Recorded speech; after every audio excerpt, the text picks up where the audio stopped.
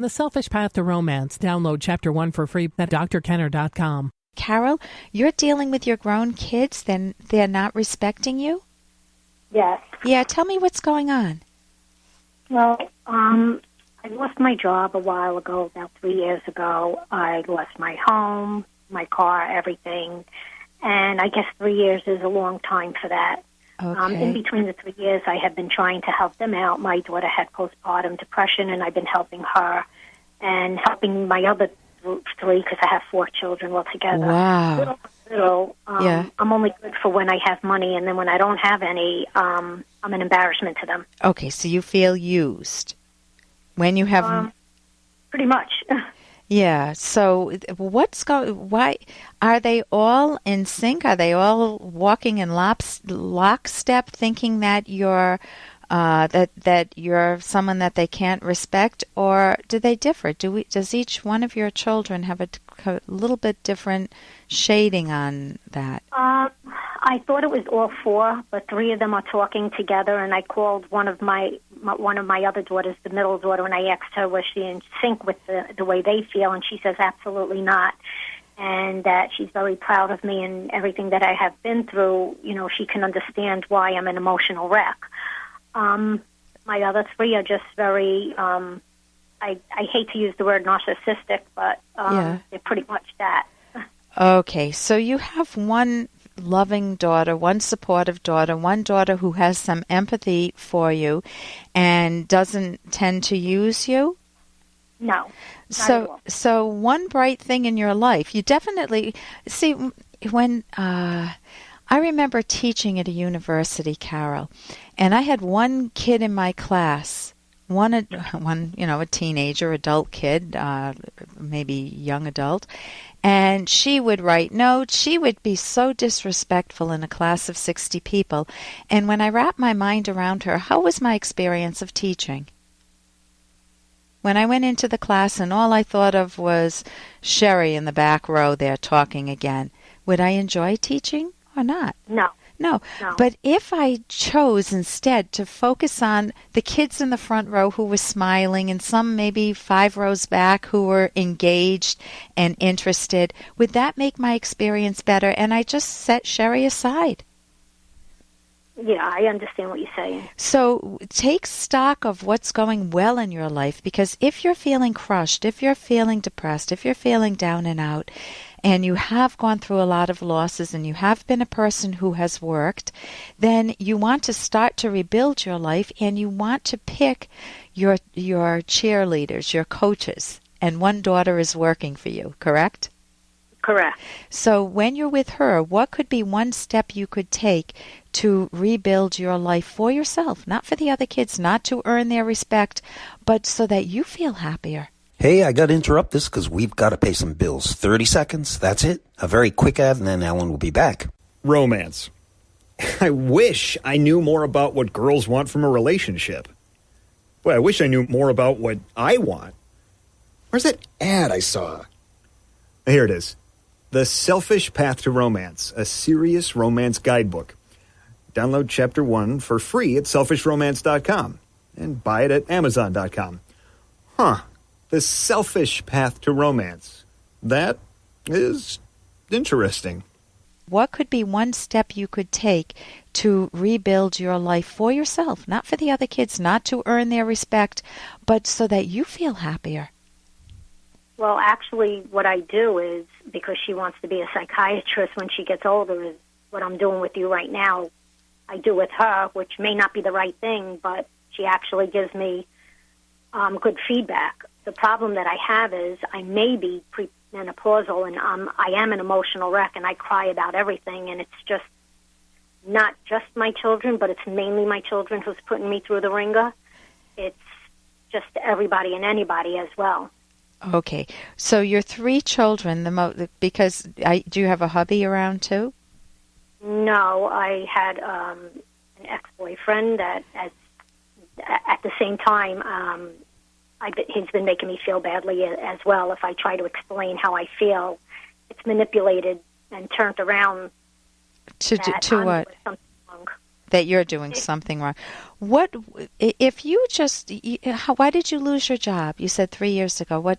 Tell me just a little snapshot. What happened? I got hurt on the job, and I went on workman's comp, and then they terminated me 2 days later. Okay, and then you lost your car and your home because you couldn't support yourself anymore? Right. And so how are you living right now? I just got on compensation about in January, and before that I was living with my daughter. Okay, the one who was postpartum, right? Had postpartum depression, right? Yes. Okay, and she's narcissistic, or that's what you think? She's someone who's a me-only person, my way or the highway? Yes. Okay, so that wasn't a match made in heaven right there, was it? No. Okay. No. So you have one good daughter, but you're using her as a therapist, which partly she doesn't mind because that's the field she wants to go into. And you're wrapping your mind around loss, L-O-S-S. How do I know that? Any idea? Yeah, because that's all I'm talking about right now. Well, because when you say that you're feeling really sad or really down or really depressed, sadness is the emotion that comes from feeling a loss. And the bigger the loss, the more we're closer to tears. And the more losses we have that are important, your kids, a car, a home, your self-respect, if you feel like that's a bit shaky, man, you can feel very depressed. Mm-hmm. And you want skills to be able to both to understand your mood and not to understand it just to wallow in it, because, I mean, I wouldn't want to do that. You know, we all have times when we're down and out, and I can remember a time when I was real down and out, and if I sat and wallowed in it, I would feel even worse because I would feel like no action is possible, and that's, depression kind of makes you feel sad. But, I mean, it doesn't make you feel sad, but it doesn't motivate you to take action as much. So you need a way to start strategizing, maybe even with your daughter, on how to take the next step to better your life for yourself. What purpose can you have? Go ahead. The funny thing is I am doing that. It's just not enough for them. But don't make them your standard. Every little bit counts. Make yourself the standard. You, as long as you're moving forward, enjoy that. And that will motivate you to move forward a little more the next day, and that's what you want to do. Listen, I wish we had more time. You can go to my website. I recommend a book, Mind Over Mood, and you may even be able to get some professional help for yourself, and I would recommend a cognitive therapist, which you can also find at my website. There's a link there. Mm-hmm. So that's what I would recommend. Okay. Okay? And focus on the good. Focus on the good daughter. Focus on the good steps you're taking, and don't try to appease narcissistic people.